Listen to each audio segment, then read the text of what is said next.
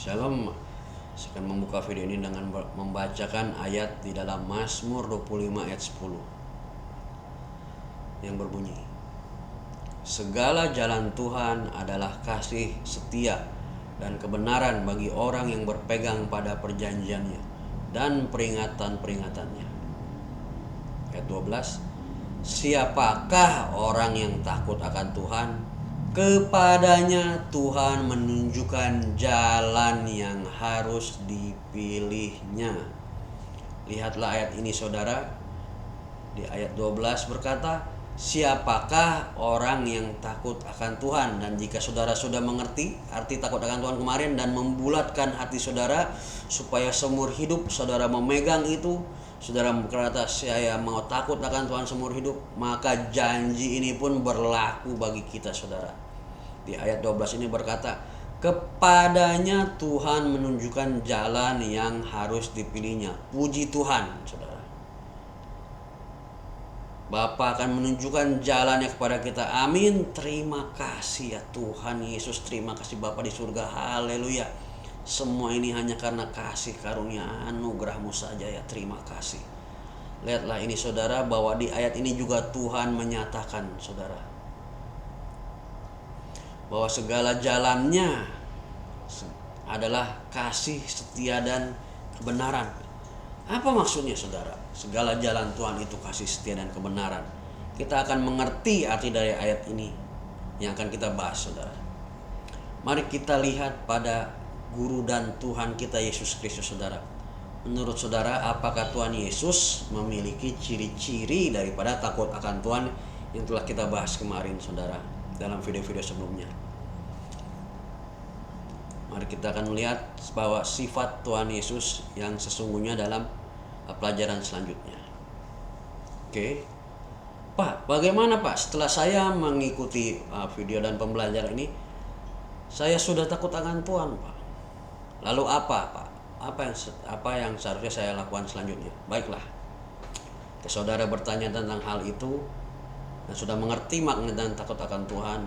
Mari kita lihat pesan dari para nabi dalam firman Tuhan itu sendiri. Bukan kata saya saudara, tapi kata firman Tuhan itu sendiri dalam Mazmur 66 ayat 16. Berkata, marilah, dengarlah hai kamu sekalian yang takut akan Tuhan. Aku, Nabi Daud saudara, hendak menceritakan apa yang dilakukannya terhadap diriku. Jadi dia mau bersaksi saudara pada orang-orang apa? Yang takut akan Tuhan, sekalian jemaat yang takut akan Tuhan. Ayat 17, kepadanya lah aku telah bersuluh dengan mulutku, kini dengan lidahku aku menyanyikan pujian. Jadi Daud berseru kepada Tuhan dengan mulutnya, dan sekarang dengan lidahnya dia menyanyikan puji-pujian terhadap Tuhan.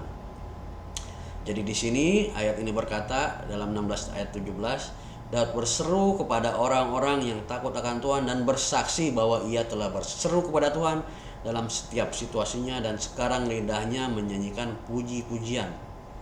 Nabi Daud mengarang banyak lagu-lagu pujian untuk Tuhan karena kebaikan Tuhan dari situasi dan kondisi yang telah dialaminya sendiri.